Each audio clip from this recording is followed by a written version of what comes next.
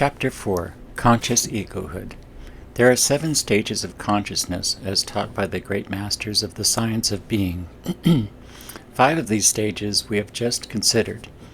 The respective stages of 1. Consciousness of separate existence, of existence as a separate and distinct individuality. Number 2. Consciousness of the ownership and control of the instrument and machinery of the physical body. Number 3. Consciousness of the ownership and control of the instrument and machinery of emotion. Number 4. Consciousness of the ownership and control of the instrument and machinery of thought. Number 5. Consciousness of the ownership and control of the instrument and machinery of will. There are 2 other and higher stages of consciousness remaining to be considered. In your consideration of the physical body, of the emotional states, of the thought states, of the will states, respectively, you have found it possible to abstract your consciousness of each of these instruments from your consciousness of your I am I, or Master Self. Each and every one of these processes of self-analysis has found and left you conscious of the existence, here and now, of that I am I, or Master Self, independent of the several instruments and elements of machinery which it owns and uses. At the center of each, even of will, you found your I am I existing in firm, constant, and identical presence and power throughout all the changes in the activities and processes of its instruments and its machinery of expression and manifestation. But in the 6th stage of the self-analysis, you will discover that you are unable to abstract a certain kind of consciousness from the I am I, or Master Self. You will be unable to set aside, examine, analyze, experiment with, and detach this form of consciousness from your real self, or I am I, try as you may. Hence, you see, you will have reached the stage of reality, of ultimate fact and being within yourself. This is a most important stage of your self-analysis, of your search for the I am I, or Master Self. Therefore, you should approach it carefully and conduct your inquiry with earnestness and diligence. The 6th stage of your self-analysis is that known as ultimate self-consciousness. First, you should clearly understand just what is meant and just what is not meant by us in this employment of the term self-consciousness.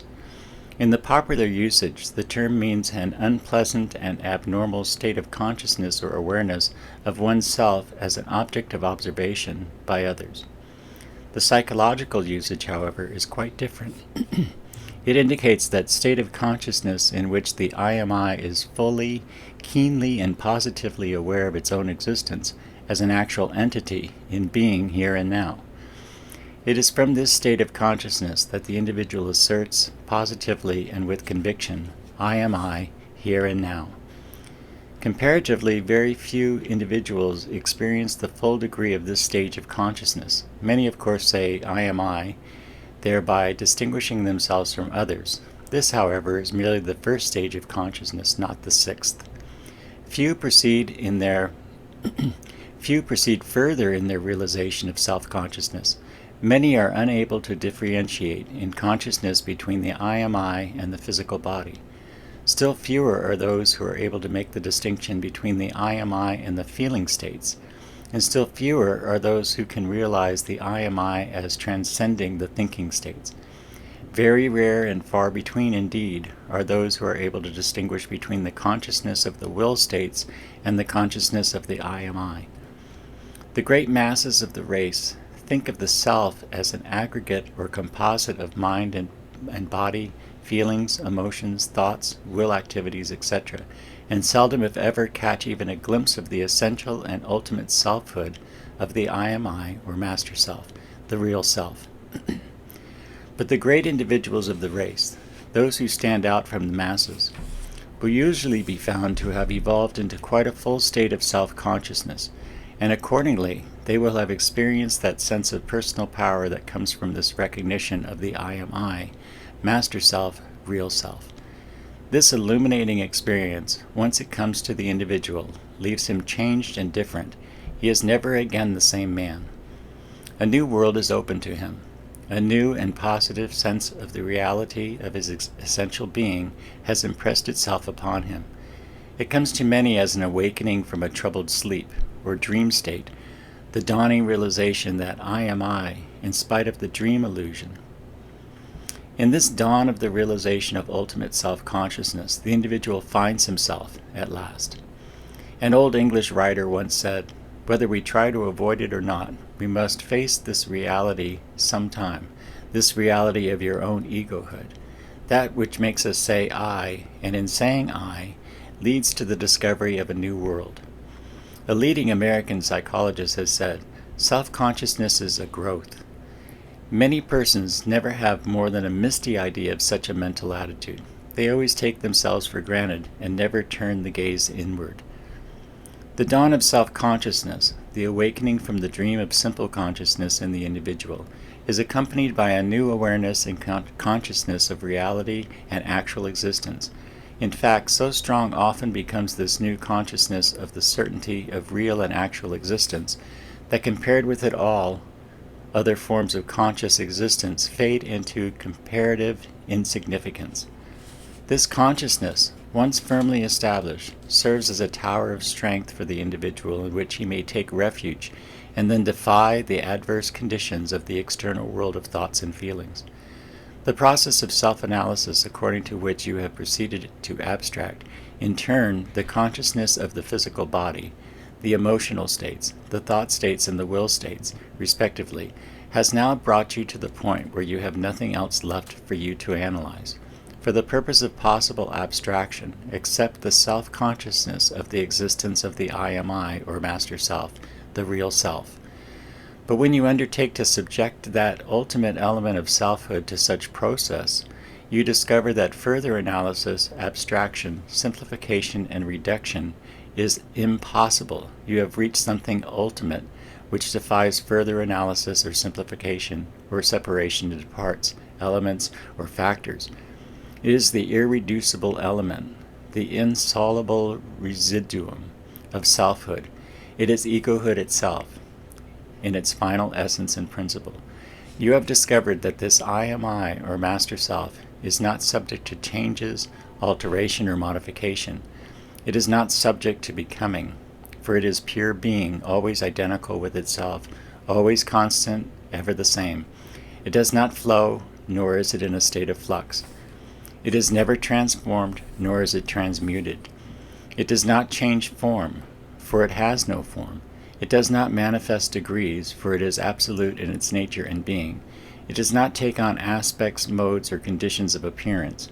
It is always itself, its whole self, and nothing but itself. In this respect, it is seen to be entirely different from any of its instruments or machinery, mental or physical. It is not an instrument, nor part of the machinery. It is that which owns and uses the instruments and the machinery of mental and physical expression and manifestation. Moreover, your experiments will show you conclusively that you cannot set aside or abstract this I am I, or Master Self, for the purpose of observation or experiment, as you have been able to do with the physical and mental instruments and machinery which belong to it. You can never make of it an object to be examined or observed by your subjective observer. Try the experiment. You will then find that if you place the I am I at the objective end of your microscope of attention, there will be no subjective I am I left to conduct the examination from the other end of the instrument. Likewise, if you place the I am I at the objective or observing end of the instrument, then there will be no objective I am I at the other end ready to be observed. Just as the eye sees all outside of itself, but can never see itself, so the I am I may observe and can examine everything outside of its essential self, but can never observe and examine its essential self. Here you find a something or somewhat in which subject and object are inseparably joined and combined. Here indeed you find the hypothetical stick with only one end of the old metaphysicians. Here you find something which is always subjective and never objective, something which is all inside without any outside aspect or part. Again, if you attempt to set it aside as you did its instruments and machinery, mental and physical, you will find that you have nothing at all left of selfhood, nothing to still assert I am I. You cannot even think it out of existence, nor imagine it out of being, try as you will. If you try to think of a world without this I am I existent in it, and then proceed to examine this I-less world, you will find that it is the I am I itself conducting the examination. If you seek to get rid of it by some metaphysical casuistry or subtle sophistry, you will eventually discover that the I am I is still there, hidden behind some kindly metaphysical cloud, peering out cautiously, curious to observe how the world is getting along without it. Throw the I am I out of the door of your consciousness, and it will come in through the window. Lock the windows and doors against it, and it will descend through the chimney. It will gain access somehow, some way. Even though in imagination you may picture yourself as occupying many different bodies successively, each with its own emotional, thought, and will character, yet you will always find that it is the same identical I am I playing the part of occupant. Or, though you may imagine yourself in the role of the King of England, the Archbishop of Canterbury, or the President of the United States, yet you will always find yourself playing these several parts. At the last, you will realize that you, the same old I, are the real actor playing the several parts under the various masks and wearing different costumes. You may change characters, garbs, and roles, but you can never change eyes. You are you and never cannot be you.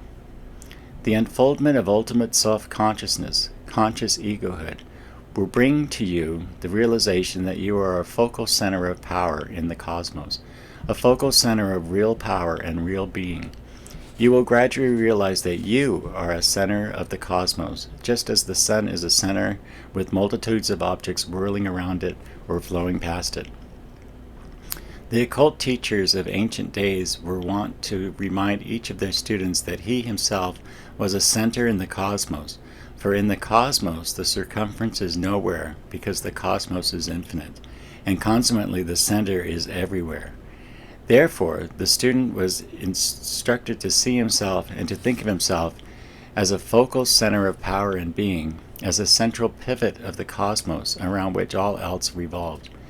Rightly understood and interpreted, this statement is truth. For each individual, I am I is in fact the pivotal center of his own universe, with all the rest revolving around him or passing in review before him. Do not for a moment imagine that this realization of conscious egohood, this I am I consciousness, will unfit you for the duties, tasks, and work of practical everyday life. On the contrary, it will render you many times more efficient in any particular phase of practical life. Realizing the nature of your real being and your relations towards your mental and physical instruments and machinery, you will no longer be caught up in their movements, as a man might be caught in the machinery which he is operating. Instead, you will be able to detach yourself so that you may operate the machinery with increased skill, efficiency, and power.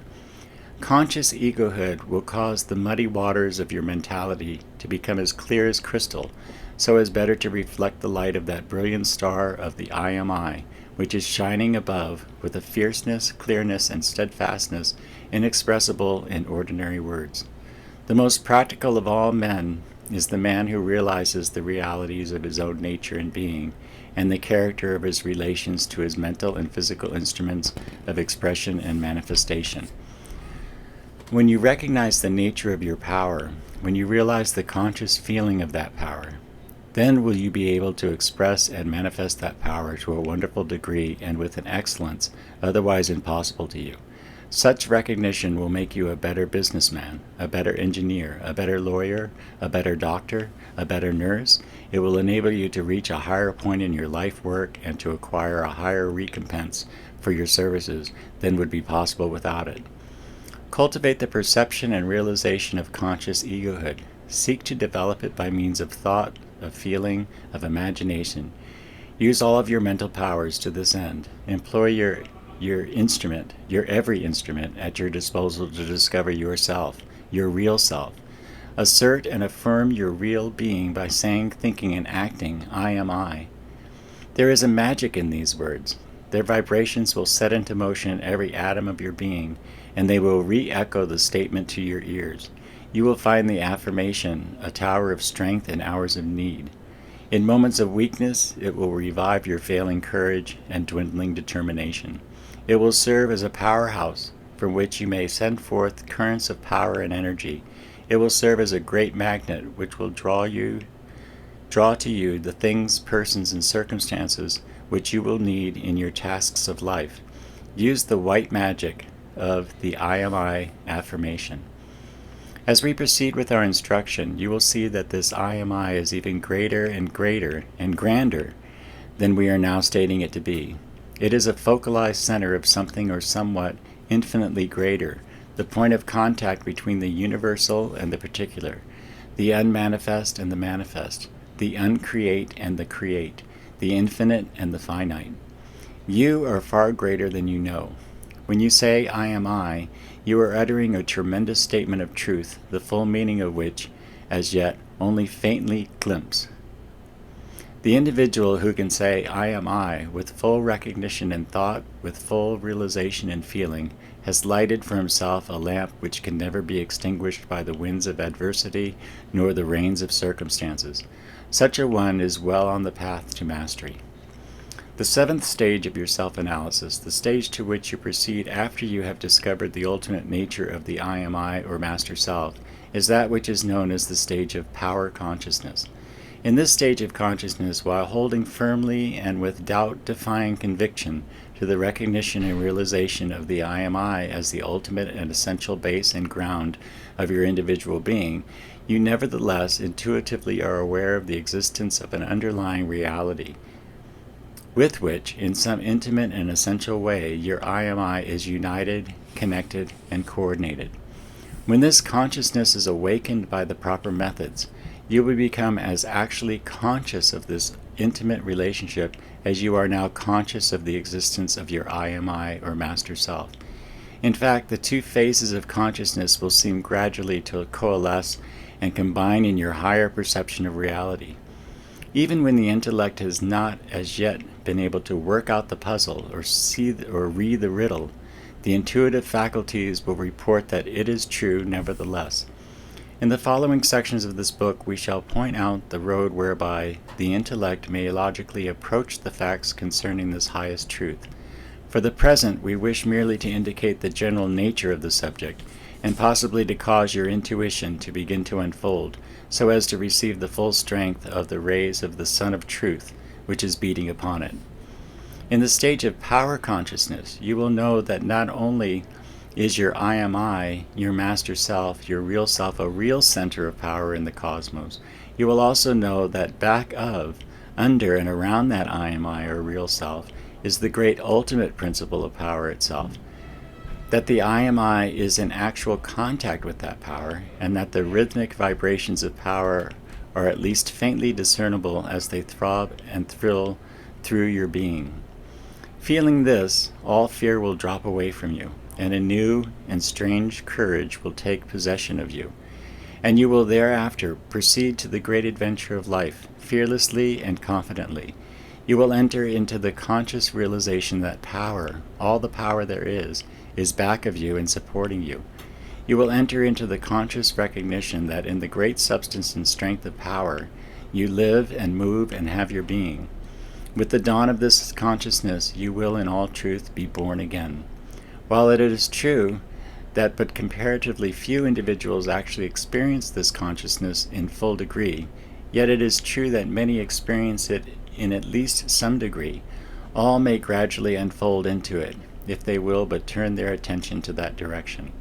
The men and women who have done things in the world of everyday life, if they would speak frankly and freely for publication, could give to the world the testimony that at some time in their lives had come to them a certain strange and wonderful mysterious sense of actual contact with and relation to a great something, the essence of which was felt to be strength or power.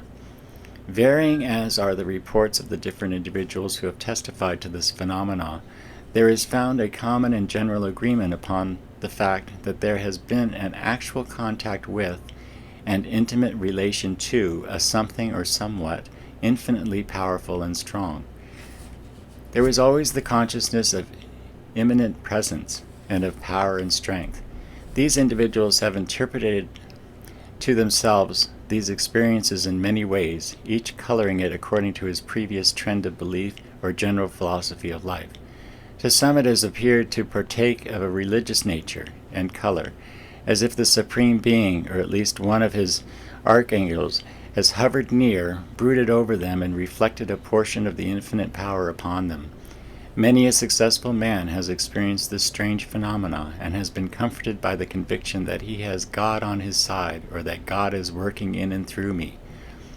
One of the richest men of our times has repeatedly made statements at least implicitly expressing this idea, and many of the lesser lights of the world of success have had similar experiences and resulting convictions.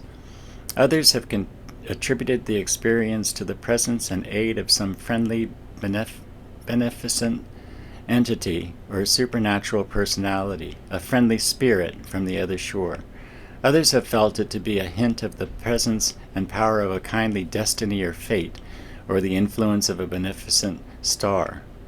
Napoleon's belief in his star, and the influence it exerted over him for many years of his rapid rise, is said to have arisen from an experience of this kind occurring at the Bridge of Lodi. He was reticent concerning the actual experience, but he often spoke freely of his star of destiny, at times going so far as to indicate the particular star which he believed was favoring him. Others do not attempt to explain the experience, even to themselves. They are content to think of it as that something, the presence and strength of which they have felt, the resulting sense of power after the visitation of which they have experienced. Many others could testify to these strange experiences of contact with power, and to the resulting remarkable increase of strength and power therefrom, which afterward flowed into them and through them. The experience, however, is of such intimate nature and so likely to be regarded as queer by others that most of these individuals have but little or nothing to say concerning it. The following may be stated as the rule. The more successful the individual has been, the higher he has risen in his particular field or endeavor, the greater is the degree of probability that he has undergone some experience similar to that which we have just stated. There may be some who will criticize the above as impractical and fantastic, but such criticism is not likely to come from those who have been exceptionally successful, who have done things and accomplished great achievements, and who also have good memories of their early experiences. Repeat this statement to some man or woman of this kind. Then see that individual smile in a peculiar way, and note the strange expression which will pass over his or her face, though a direct answer may be avoided. This phenomenal experience is not supernatural, nor is it mystic. On the contrary, it is quite natural and intensely practical in its effect. It means simply that the individual in the course of his mental or spiritual evolution has arrived at a stage where in the natural course of things he contacts power itself, the principle of power which animates, energizes, and vitalizes the cosmos. He becomes actually aware of the contact and of the influx of power which results from it. Moreover, in most cases of this kind, in fact, when this contact is once experienced and established, thereafter the individual finds it comparatively easy to make a shortcut to power by opening himself to the inflow of strength and power from the power principle. It is the phenomena of the spiritual trolley pole coming in contact with the great service cable of power. It is the most natural and the most practical thing in the world. As we have said, it has been experienced in some degree by many of the most practical persons in the world, and much of the subsequent success of such persons has arisen therefrom, and many of such know this to be the cause of their success and power. Moreover, many of the world's most practical individuals are recognizing the existence of this phase of natural phenomena and are striving to effect this contact of the spiritual trolley pole. There is more inquiry concerning these things on the part of such individuals than the great masses of the people even dream of. This is not the statement of a new religion, nor of some strangely philosophy or ism. It has nothing to do with supernaturalism, spiritism, or any teaching of that character. It is instead the statement of a cold scientific fact or series of facts, all of which may be demonstrated by any person who will lay aside his prejudices and his skepticism sufficiently long for him to try out the idea, and plan with earnestness and in good faith for a reasonable length of time. The results are open to any such person who will place himself in the proper mental attitude toward the facts, and who will await confidently and expectantly the dawning of the experience and the inflow of the power from the principle of power. It is true that many religious or semi-religious or quasi-religious sects and cults, and many new popular schools of philosophy and metaphysics have recognized and adopted the general and fundamental principles of this great truth, and have interpreted the same, each in the terms of its own particular belief or theory, coloring it with the shade, tint, or hue of its particular beliefs or dogmas, labeling it with one or many new and wonderful titles, expounding it in strange and often weird and bizarre fashion, but the fundamental facts are greater than any of these attempts to interpret and explain them in the terms of cults, sects, and schools, too great to be dwarfed by the limitations of the doctrines and dogmas built around them in the attempt to confine them. There is no monopoly of this great truth. No one has a corner on it, though many attempts in that direction have been made. Those who will seek the intellectual recognition of the realization of the I am I, as we shall set forth in this book, and who will open the doors of their being to the conscious realization of the contact with power which comes to those who await and are ready for it, will gradually unfold the power and ability to manifest and superimpose strength and energy of power through their mental and physical channels of expression and manifestation. You are invited to test and prove this for yourself. Chapter 5. Cosmic Power. In the second section of this book, we announce the two basic postulates upon which are grounded the teachings and instruction contained in this book. These two basic postulates, which we shall repeat here, are as follows. Number 1, there exists in you a master self, ego, I, or I am I entity to which all your personal faculties, powers, and activities are subordinate. Number 2, this master self, whatever else it may or may not be, must be regarded as a focalized center of presence and power, manifested and expressed by the ultimate presence power in the manifestation and expression in the cosmos. In the foregoing sections, we have directed you to the discovery of the I am I, the ego or the master self, which is the center of your selfhood, your real self. In the last preceding section, we have directed your attention to power consciousness, i.e., the conscious recognition of the ultimate presence power, the cosmic power of which the I am I or master self is the focalized center of expression and manifestation. We now ask you to consider what the reason of man exercised to its limits along the line of logical reasoning, inevitably, invariably, and infallibly reports concerning the presence and being of the principle of cosmic power. The essence of this report of human reason exercised to its limits along the lines of logical thought may be stated as follows. There exists and is present an eternal, uncaused, self-existent principle of power, from which all manifestations of power directly and indirectly proceed.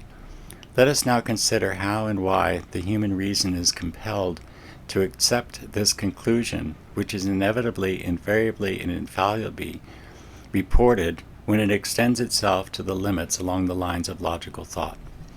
All human thought directed along philosophical lines of inquiry and reasoning to cognition concerning ultimate principles of being and the ultimate cause of things, you will find finally arrives at a point at which it is forced to postulate the presence and being of an ultimate principle of presence power underlying and supporting that manifestation which we know as the cosmos, i.e., the universe conceived as proceeding according to law and order.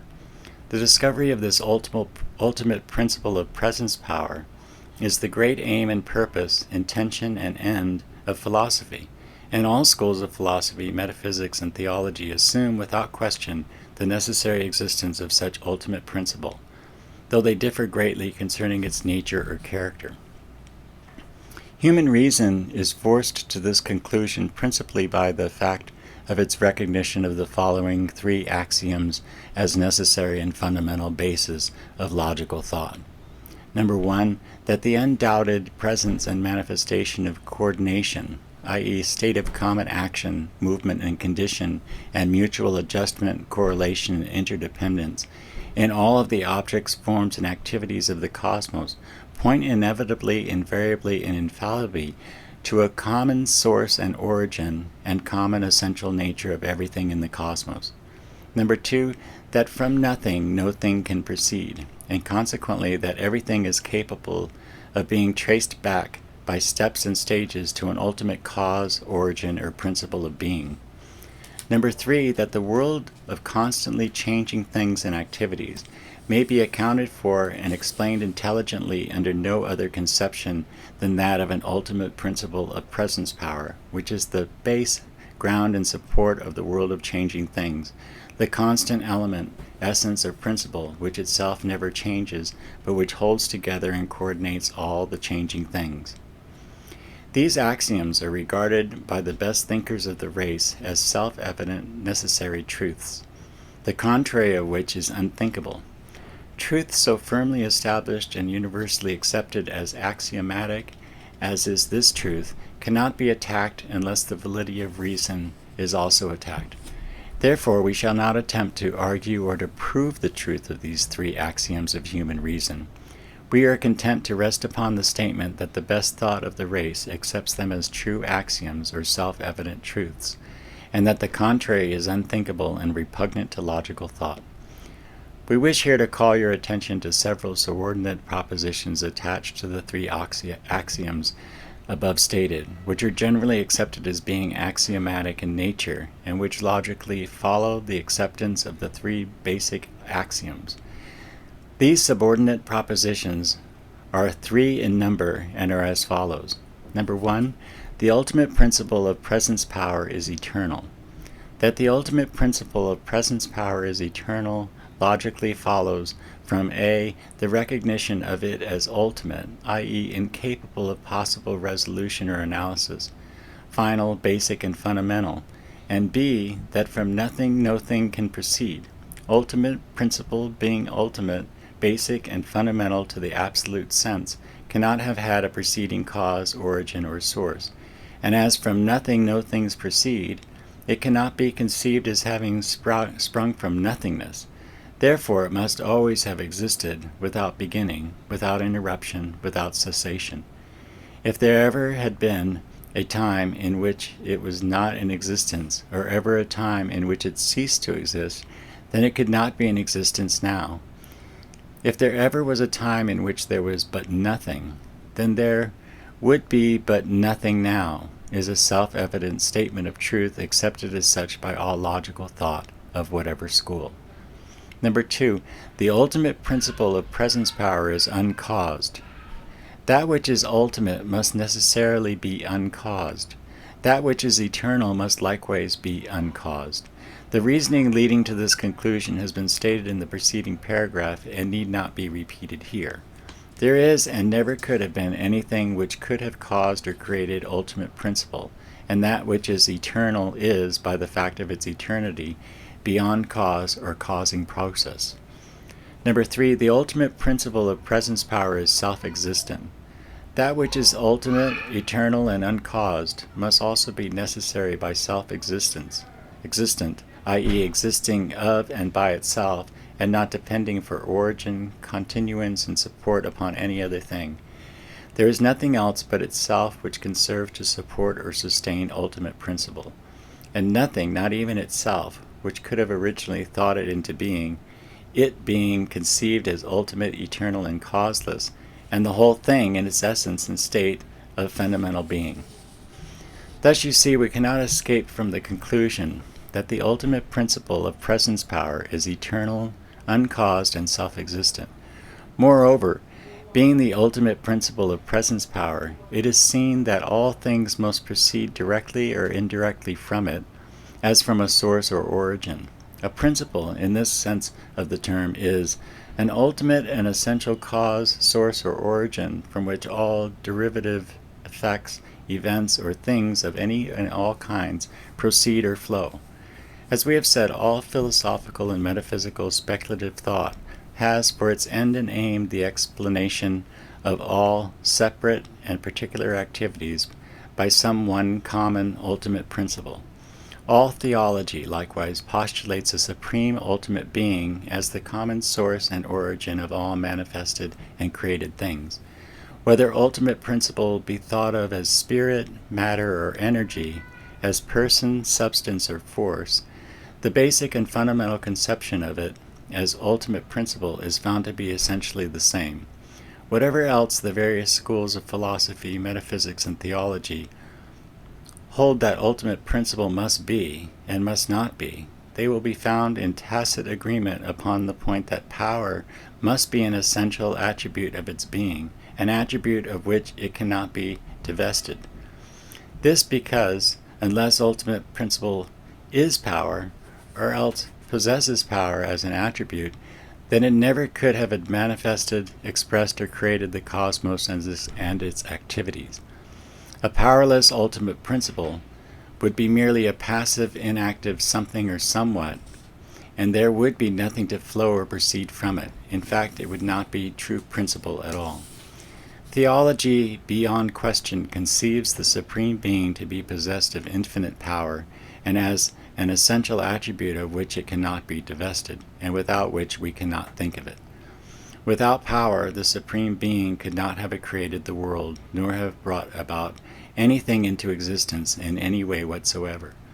Again, the very essence of religious feeling is that concerning the existence of a power upon which the worshipper may safely depend, and upon which he may rest.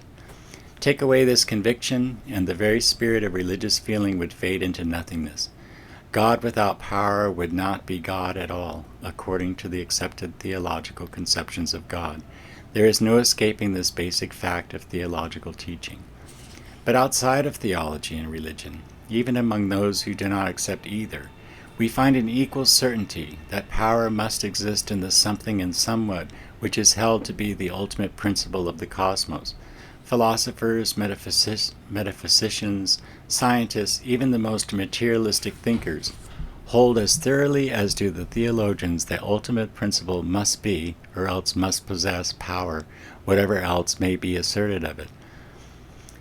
This because without power the ultimate principle could not perform work. Without cosmic power there would and could be no cosmos at all.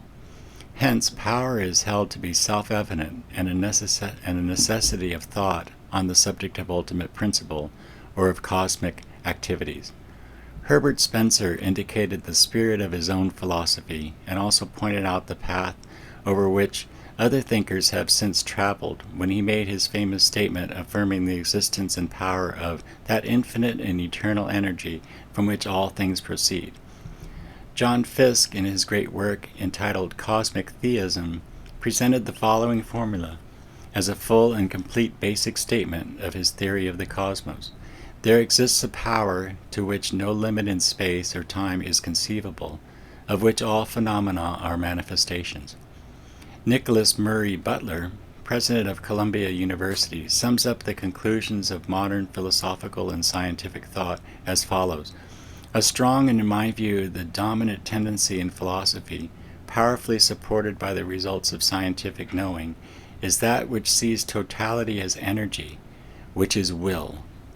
Authoritative statements similar to those just given, might be multiplied almost indefinitely, but the above will serve to illustrate the general conviction on the subject.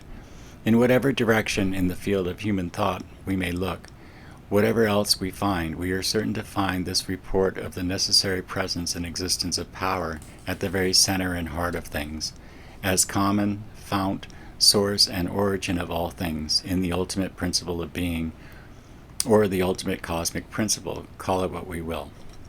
Setting aside all the points upon which the varying schools differ concerning the essential nature of the ultimate principle, we find remaining the constant element of power. This cannot be reasoned away, nor can it be discarded from the problem or proposition of ultimate principle. But ultimate principle, conceived of as spirit or as substance, as energy or force, or as matter, the element and attribute, or the essential fact of power must always be ascribed to it. After the conflicting claims have cancelled each other out of the calculations, or else have been reconciled, we still find power uncancelled, impossible of cancellation, needing no reconciliation, the one undisputed and indisputable factor of the calculation. It is that which remains when all else has been eliminated in the attempt to reach an absolutely essential factor, the one factor which, if omitted or disregarded, destroys the meaning and value of the whole calculation. In view of the above facts, we feel that we are justified in employing the term power in this instruction to indicate that something or somewhat which we find termed ultimate principle of presence power, ultimate cosmic principle, etc., and from which all manifestations of power directly or indirectly proceed. In following that with us, this conception of ultimate principle as power, you are not asked nor are you required to discard your other conceptions of the nature and character of ultimate principle. Hold fast to these if you prefer to do so, but do not intrude them into the instruction, for there are other students equally earnest and equally clear of thought who hold fast to other and possibly contradictory conceptions concerning those other elements. For the purposes of the present instruction, we ask you, with them, to lay aside those points upon which all of you cannot agree, and to confine yourself to these particular points upon which all of you are in common agreement and mutual harmony. Those points are discovered to be represented in the present conception of the element of power as an essential fact, element, and factor in the final conception of ultimate principle, which accordingly in this instruction is termed power. All philosophical, metaphysical, theological, and scientific thought concerning the ultimate nature of the fundamental principle of presence and power eventually reaches a point where it is confronted with an ultimate mystery, the mystery of the why and wherefore of ultimate being or existence itself. This ultimate mystery may be indicated by the question which has come to each and every great thinker who has pursued the quest of knowledge to this point, the question which may be stated in these words: how and why is there being and existence at all? How comes there to be something or somewhat instead of nothing? Philosophy, metaphysics, theology, and science, each has wrestled with this problem, and each has been compelled to withdraw from it in a confessed or implied defeat. Each has come out the door in which it went. The deeper the thought seeking to plumb the depths of this ultimate mystery, the greater is the mystery perceived to be. As a great thinker has said, not only is this ultimate mystery insoluble, but the degree and extent of the mystery itself is almost inconceivable. The average mind does not even begin to comprehend the nature of the problem, nor the insurmountable obstacles confronting those who dare to approach it in the spirit of rational inquiry. There have been countless theories and hypotheses advanced, it is true, so many, in fact, that it has been said that philosophical, metaphysical, and theological thought along these particular lines cannot be regarded as logical and exact thought, for the reason that no two of such thinkers have ever come into exact and perfect agreement concerning these ultimate questions. Some cynical observer has said that the search for the answer to these ultimate questions is like the task of a blind man in a dark room hunting for a black cat, which isn't there.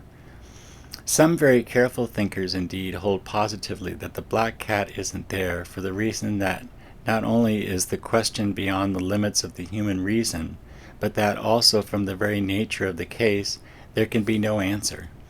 It has been pointed out that the human reason, understanding, and even the human imagination, being the products of the power of the ultimate principle of being, and being finite and limited in their nature, cannot be so employed as to solve the secret of their source, or to express infinity in the terms of finite thought or imagination. They point out that thought, which is the result of causation, cannot be expected to explain the causeless cause. That thought, which is temporal, cannot be sufficient to explain the eternal.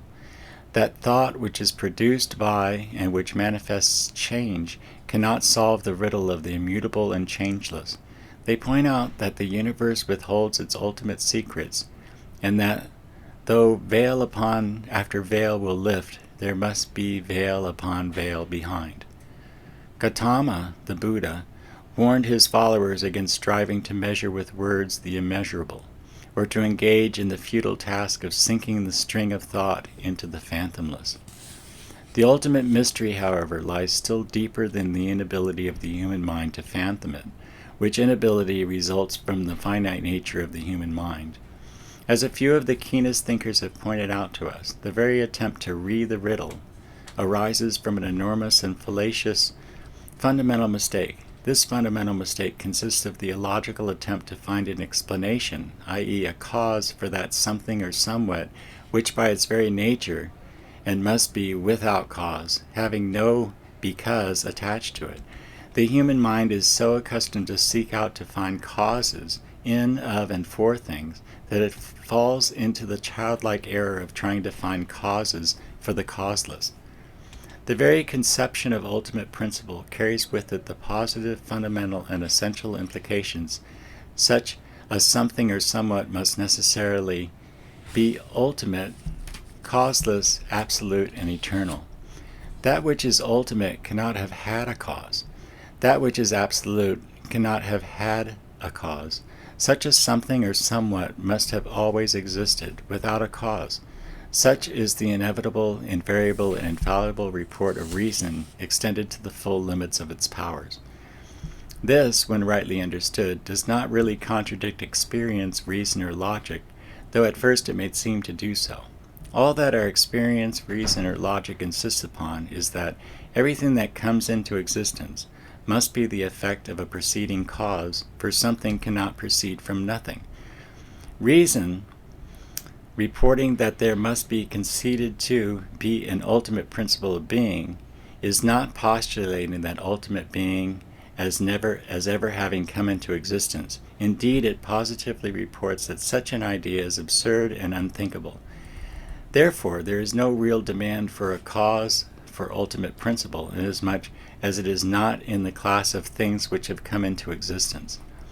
Hence, then, we see that there is no explanation required for being or existence in its state of ultimate principle. As an eminent thinker has said, it is unexplainable simply because there is nothing in it to explain. The same thinker points out to us that even if the ultimate principle be conceived as being or having an omniscient mind, even then it could not explain its own causeless being, for there would be nothing to explain. Even such an omniscient mind could only assert that I am that I am. Again, this great thinker has told us that to ask why is existence is equivalent to asking why is the possible possible. Therefore, in the present instruction, we shall make no attempt to explain the ultimate mystery of being and existence. We shall content ourselves with indicating the necessity of the conception of an ultimate principle of presence power, this we call power, and to pointing out the ways in which it manifests and expresses itself in the activities of the cosmos, and particularly to its manifestation as personal power in the individual, in you. We may not be able to pierce the veils of nature, but we may at least report what has been learned concerning the appearance of that something or somewhat which not only conceals itself behind the veil, but which also reveals and discloses its presence there by pressing up against the veil, and by causing forms and movement in and of the substance of that veil. As the Sufis say, the veils not only conceal the one, they also serve to reveal and disclose his presence and movements. We ask you to pause here for a moment in order to fix upon your mind and memory a mental picture, a symbol by the means of which you may think of the cosmic manifestation of power, the ultimate principle of power. Form a picture of the cosmic manifestation as a great ocean of power in constant motion and activity, expressing on its surface many phases, forms, and aspects of its power, and indicating below its surface many other forms, phases, and aspects of power, but there abiding in its utmost depths a something or somewhat remaining unmanifest, calm, peaceful, undisturbed, in infinite and eternal presence, being and power. In the great ocean of cosmic manifestation is contained all the power manifested and expressed in nature, even in yourself. You are a focalized center of activity on that surface of that ocean, yet with vibrating and whirling filaments extending far down beneath that surface, until finally they touch the uncreate depths of power. Verily it has well been said that the cosmos and all contained therein is bathed in a great ocean of power, in which, as the Greek poet Herodotus, quoted by St. Paul, said, we live and move and have our being, the ultimate power of which, as Paul himself said, is above all and through all and in you all. From power all power comes, including personal power. There was no other source or origin for personal power, your personal power, than that of power, the ultimate principle of power. All power flows directly or indirectly from power, the universal source of power, the fount of power, the storehouse of cosmic power. All power is in power, and he who would attain personal power must seek and obtain it from and through power. Let there be no mistake about this. There is no other source of personal power than power. There is nothing else competent to serve as the source of personal power. The heedless and ignorant are satisfied with personal power indirectly supplied them after flowing through many winding channels. The wise seek to make a direct channel leading to power itself. There are shortcuts to personal power made by securing direct connection with power. In the light of the above statements and teaching, reread our second basic postulate. The master self, ego, I, or I am I, is a focalized center of being and power manifested and expressed by ultimate power in its manifestations and expressions in the cosmos. Remembering that you are this focalized center, you may begin to see the tremendous significance of that statement. Chapter 6.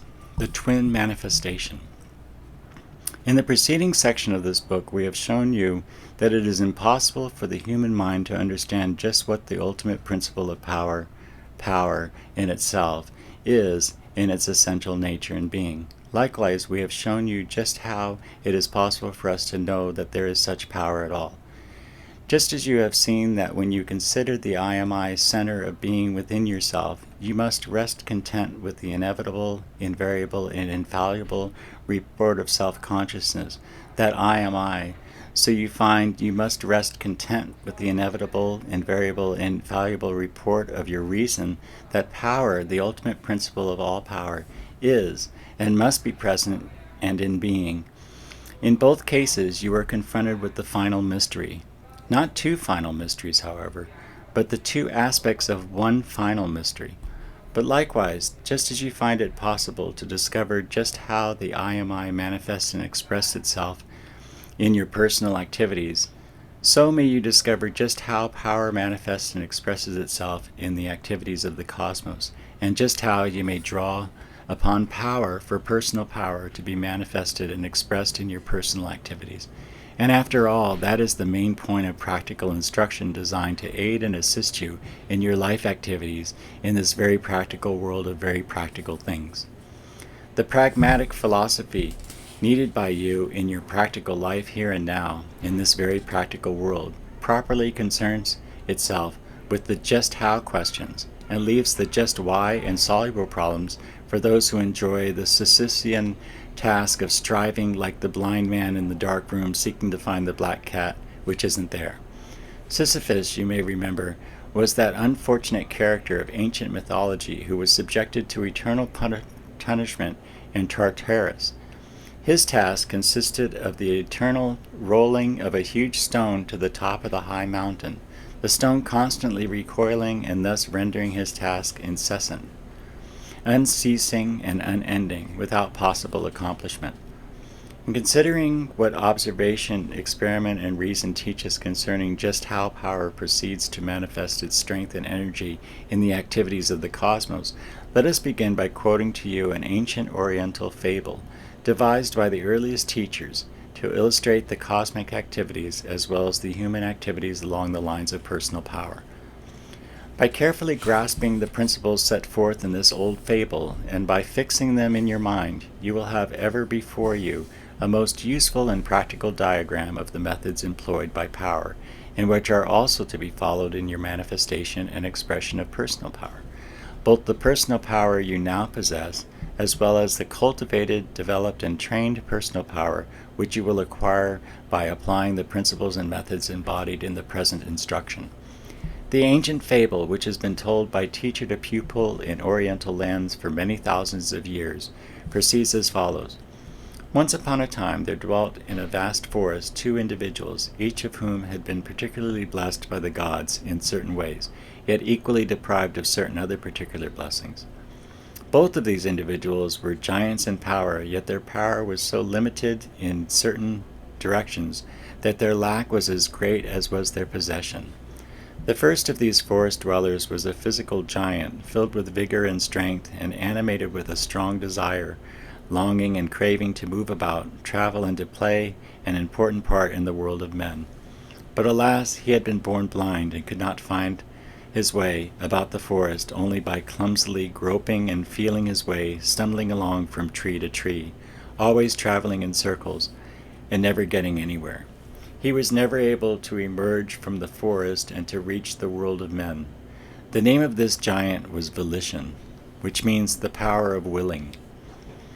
The second of the forest dwellers was a mental giant who possessed of wonderful powers of observation and perception, good judgment and discernment, able to reason and to plan, to imagine an event.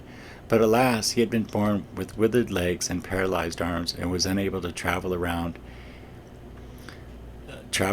and about by means of his own powers of locomotion, or to employ his arms in any natural activities. His great mental powers went to waste by reason of his physical deficiencies. In this way, he was quite as helpless as the physical giant. The name of this second giant was Ideation, which means the power of thinking. And so these two great giants, one a physical giant and the other a mental giant, dwelt apart from each other in the great forest, each being dependent upon friendly neighbors for his food and raiment, and each living the life of a helpless beggar, and each unable to fulfill that destiny for which his great powers would seem to have fitted him. In neither existed that combination of seeing and doing, that necessary coordination of essential powers, yet each had what the other lacked, and each lacked what the other possessed. In each was power going to waste, power unable to express and manifest itself. One day the blind giant, groping and stumbling around in a circle, chanced to come near to the paralyzed giant. The latter called loudly to the former and directed his steps to where the latter sat helpless. The two, meeting for the first time, conversed earnestly. Before long a strong friendship was established between them. The bond of mutual sympathy and of mutual need and lack served to unite them in a mutual understanding and comradeship. Then there flashed into the mind of Ideation a brilliant thought. He saw at once, in a flash of intuitive insight, how the two giants might form a most advantageous partnership, to which each might contribute his own particular powers, the powers which the other lacked. Volition would contribute the body and physical strength, his strong body, strong legs, and strong arms. Ideation would contribute his strong sight, strong powers of observation and perception, strong powers of discrimination and judgment, strong powers of imagination, reasoning, and invention. The combination would be perfect, said Ideation, and Volition enthusiastically embraced the opportunity thus afforded him. And so Volition, the blind giant, lifted up Ideation, the paralyzed giant, onto his shoulders, and the pair started forth through the forest toward the world of men, guided by the keen eyes and brain of Ideation and carried by the sturdy legs and body of Volition. The pair traveled far and fared well. The eyes of Ideation saw clearly and keenly, and his mind not only pointed out the best paths and roads to travel, but also planned well the journey. He mapped out new scenes of travel and devised the best routes, and he discovered the places at which food and shelter were obtainable. He found work to be performed by Volition and told him how to do it efficiently. In this way the pair supported themselves ably under the direction of the keen-sighted and keen-witted Ideation.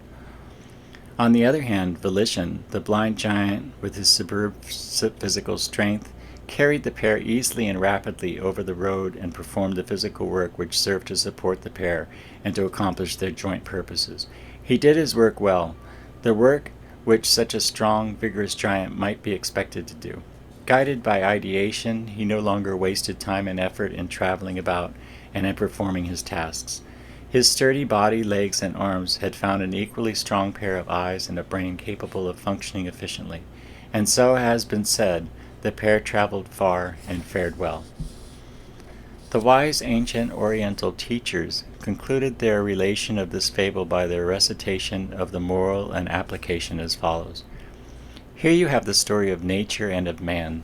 Nature in her earlier years was like the blind giant, filled with power and with longing to act, but unable to see its way before it. It stumbled and groped, often traveling around in circles and retracing its steps. Blind nature, though strong of will, was unable to perform its desired task as it wished to do. It made mistakes. It failed. It went round and round, ever trying to find a way, often proceeding into the blind alleys of the forest, only to be forced to retrace its steps. It could not see. It often acted like a sleepwalker with a strong purpose but lacking definite direction. Only when it evolved its ideative powers and coordinated those with its blind will was it able to proceed with the intelligence and indefinite directions. This is the story of nature, my sons. Thus does it work, thus does it proceed, thus does it create and accomplish. Then the sages continued, and like unto it is the story of man. In each man there is the blind giant of will, full of energy and vigor, filled with the burning desire and urge to express and to manifest its powers of action, yet of itself capable merely of stumbling and blundering, groping and feeling its way, and usually traveling in circles. Likewise, in every man there is found the crippled and paralyzed thought, keen-eyed and keen-witted, resourceful, observing, discerning, planning, inventing, but of itself incapable of moving about and of performing efficient work. Only when human thought mounts the shoulder of human will and points out the way, the road, and the direction, and only when human will permits and submits itself to this direction and guidance, and consents to use its strong body, strong legs, and strong arms to pursue the path and to perform the work so pointed out to it by human thought, only when this cooperative partnership is formed in the mind of man and proceeds to manifest and express its combined and coordinated powers, only then do the united pair, the two in one, become efficient, useful, and capable of effective and efficient expression and manifestation. This is the story of man, my sons. Thus does he work, thus does he proceed, thus does he create and accomplish. Postponing for the moment the application of this principle to the personal power of man, we would say that many of the brightest minds of philosophy have arrived at a similar conclusion concerning the character of nature's activities. But alas, many of them saw only one side of the story and ignored the other. Some, like Schopenhauer, saw only the will aspect and sought to explain thought as an evolution of will, a product of the activities of blind will in nature. Others, certain of the great idealists, saw only the thought aspect and sought to explain will as a product of evolved thought.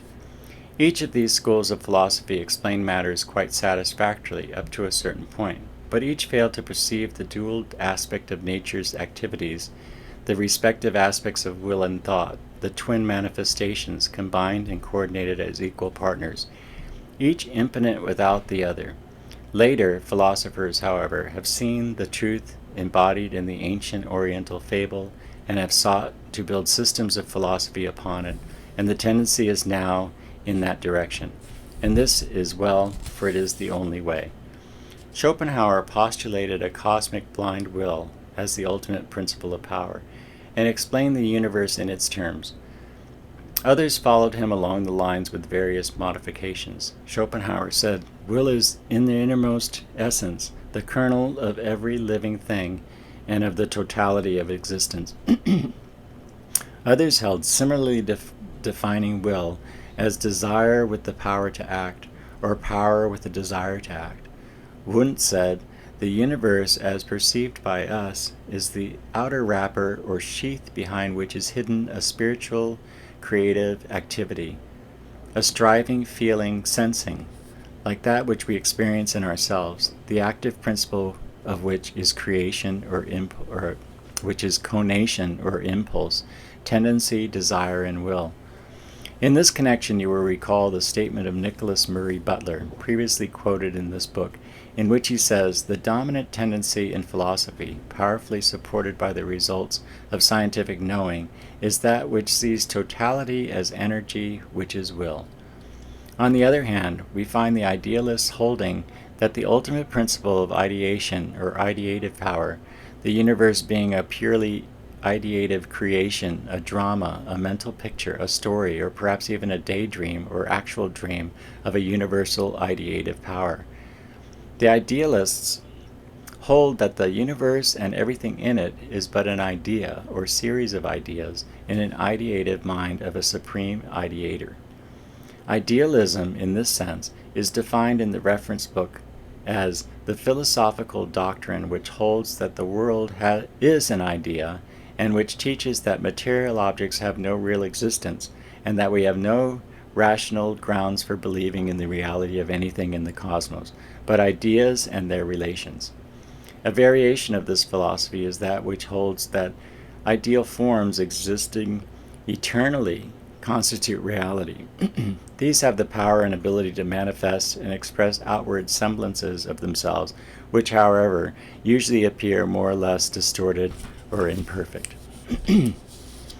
Von Hartmann came quite near to the combination of volition and ideation in some portions of his philosophy of the unconscious. He said no one can will without willing this and that. Only through a definite direction does the will obtain the possibility of expression. So in his philosophy he combined cosmic will and cosmic idea, the two combined forming his cosmic principle. He compared the two aspects of his cosmic principle to the color and the fragrance of the rose, neither of which contradict or oppose each other, or again with the two poles of the magnet, which opposite qualities on which relation and correlation the cosmic activities depend. A modern psychologist says, will is called out by ideas, and it goes out only in response to ideas. And an idea which is the object of will is transformed into a motive of voluntary action.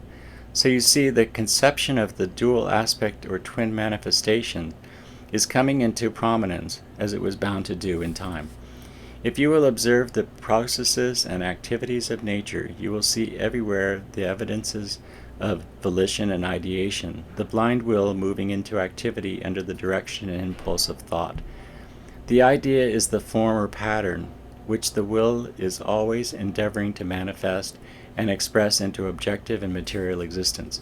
If you wish a working philosophy of the ways and manner in which nature proceeds and by which her creative activities seem to be accomplished, you can do so no better than to employ, at least tentatively, the general idea of these philosophies, which include the conception of the coordination and correlation of will and thought, of volition and ideation, as illustrated in the ancient Oriental fable.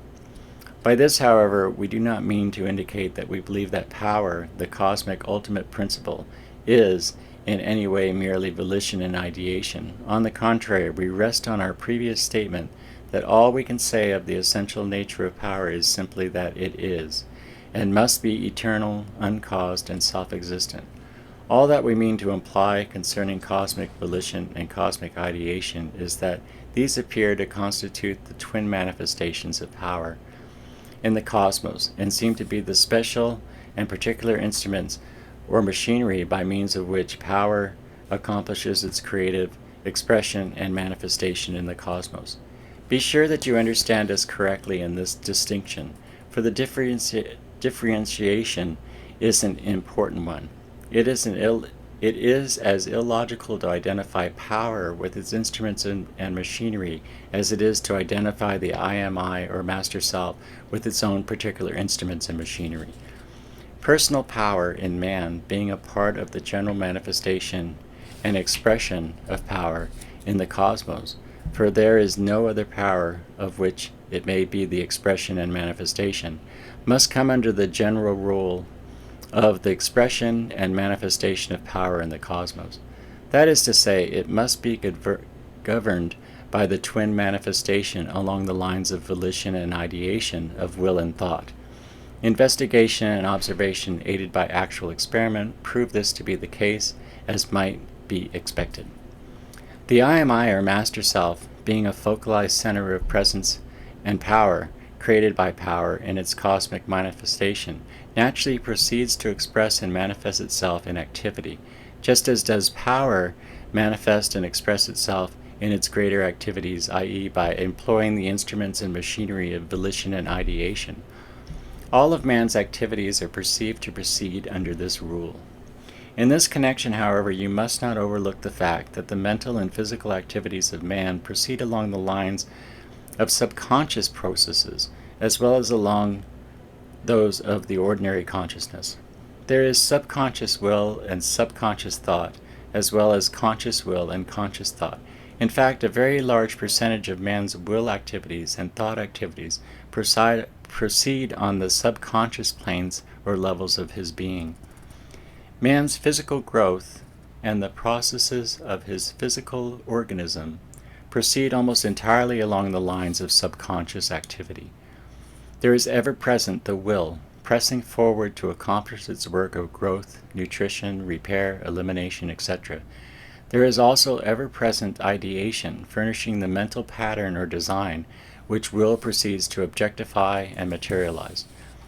The idea of the oak tree is implicit in the germ within the acorn, and the willpower in the acorn and in the growing tree ever presses forward to make that ideal real, to objectify and materialize the ideal form.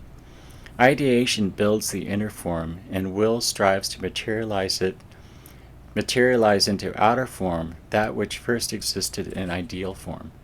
This is as true of the human life as that of the oak and of all forms of life in nature.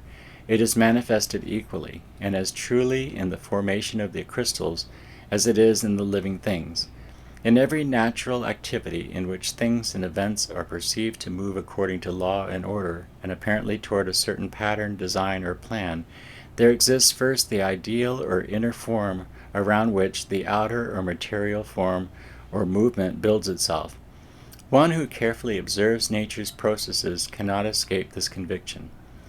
Then, viewing man's mental activities and processes, we perceive the same dual principle in action. Man uses his will in order to fasten his attention upon anything. He uses his will when he strives to think out anything, when he tries to bring back an image from memory, when he tries to imagine or invent anything. Even in his feeling states, the will is involved along subconscious lines, and likewise there is always present the mental pattern of ideation. Will goes forth only in response to some idea.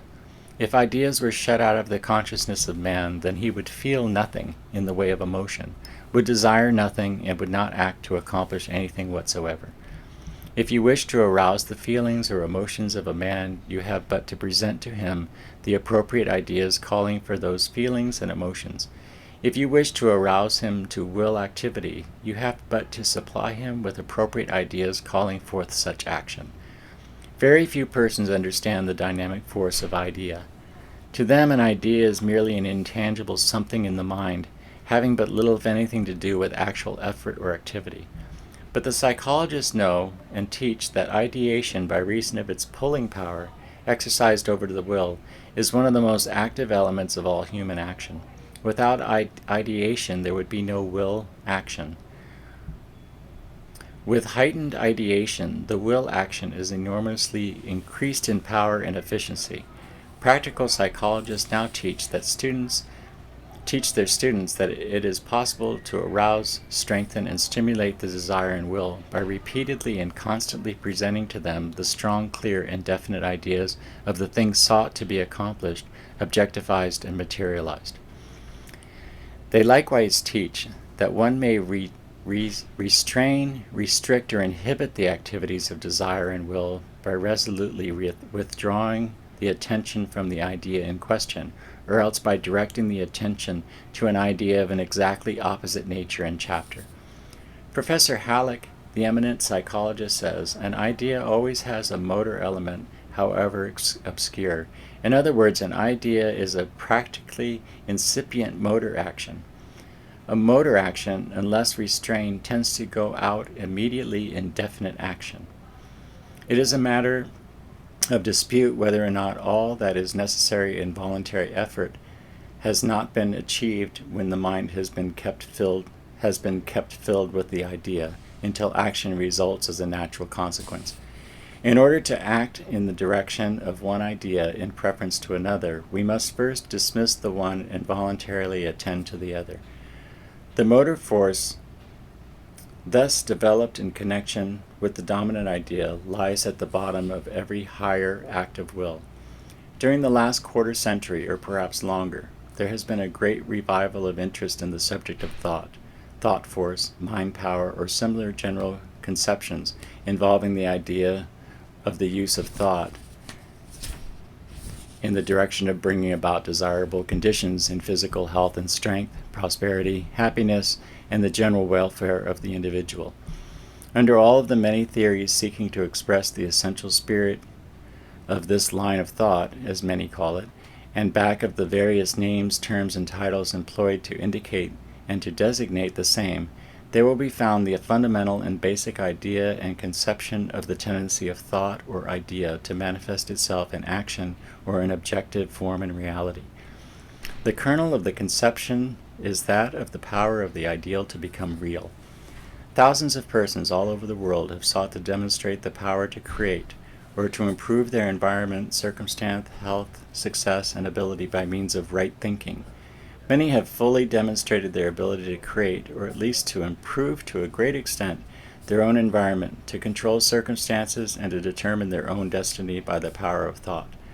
They have proceeded upon the general principles expressed in the biblical adage, "As a man thinketh, so is he," and in the equally ancient Buddhist adage, "We are that which we have thought." Wrong thinking is held by them to produce undesirable results and effects, while right thinking is held to produce desirable effects and results.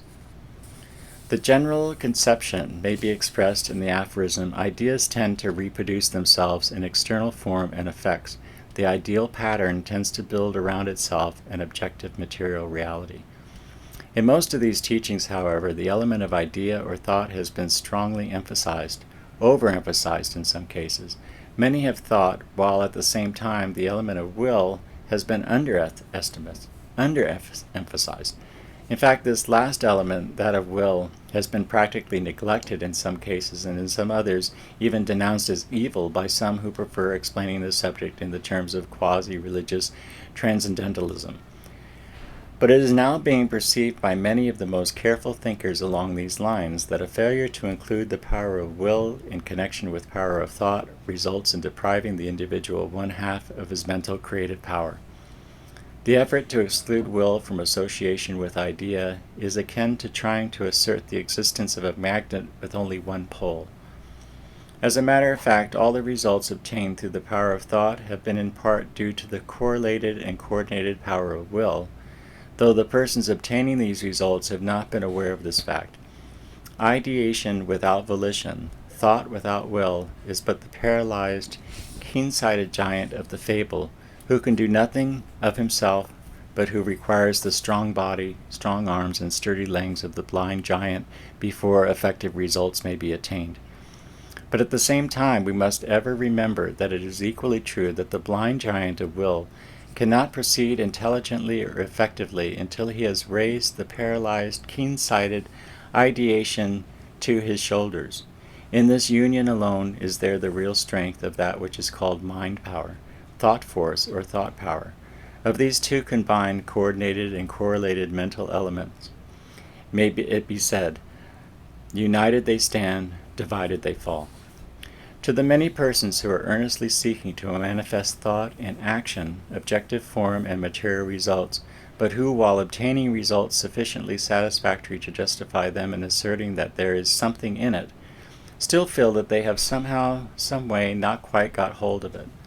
The idea of the correlation and coordination of ideation and volition, thought and will, the partnership of the two giants, will come as a welcome revelation. Many such persons, once this idea has been presented to them, will recognize its truth by reason of their own experience. They will realize that they have at last discovered the secret of personal power, and they will then proceed to a greater and fuller manifestation of that power, which has heretofore been possible to them in their one-sided view of the principle involved. On the other hand, there are many who have been striving for success by means of the application of willpower alone. But in many cases, this method has failed to attain the desired end. Such persons are often found wandering around aimlessly, traveling around and around in circles, like the blind giant ever moving but never getting anywhere. They feel strong desire and strong will stirring within them, and they do not know in what direction to apply these forces. They want to move and act, but they do not know where to move or in what direction to act. They are like the squirrel in the cage, constantly on the move but never making a step of real progress. It should require no argument to convince one that without a pattern or mold, mental or physical, it is impossible to create anything. Idea is a mental image, form, pattern, or mold, which is followed by will when it exercises its motive power in creative activity and effort. This being seen, how can anyone reasonably expect to create environment, conditions, or circumstances unless he first mentally creates the idea, image, pattern, or mold, the type or form of that which he wishes to create in the objective material world? Likewise, it should require no argument to prove that the clearer, the stronger, and the more complete the mental pattern, mold, or image, idea in short, really is, then the better, the more efficient, and the more complete will be the materialization of that idea. Just as in nature, every process of materialization has been preceded by an idealization, so in man, every achievement in the direction of materialization, all of his creative work and results have been preceded by his idealization, the image formed in his mind by ideation. This being so, every intelligent person must see that if one wishes to attain success in any creative undertaking, he should first strive to realize, idealize, and create a clear, strong, definite mental picture, pattern, or design of that which he wishes to materialize in objective form. Successful men indeed have always followed this method, though they may not have understood the psychology underlying their action, nor the great cosmic principle involved in it. Many failures in life are due directly or indirectly to a failure to understand and to apply this principle. Those who hold to the teachings of the new metaphysical movement, under some of its many names, concerning the power of thought and the power of mind, will find in their ideas advanced in this book not a contradiction of their own beliefs and convictions, but rather an addition to them and an explanation of them. All that they now believe concerning the power of thought and its manifestations, this book also holds to be true in principle, perhaps even more strongly and with greater certainty than they do themselves. But this book strives to lift the conception of dynamic thought from the realm of shadowy unreality and ghostly being to that of a living, real, acting, striving, creative power, the body of which is volition, and the mind of which is ideation, thought. We ask you boldly to face this truth, to recognize, realize, and to manifest the twin giants of personal power, in whose being vibrates the energy, force, and power of the ultimate principle of power. Those whom power hath put together, let no man put asunder. In fact, no man can put them asunder if he would manifest personal power efficiently. For they are not two separate and distinct things, but rather the two poles or aspects of the same thing. Let us now proceed to the consideration of the practical methods whereby the principles which have been considered, described, and explained may be manifested efficiently in actual effort in your life work. It is said that the proof of the pudding is in the eating. So let us proceed to the table upon which the feast of good things is spread.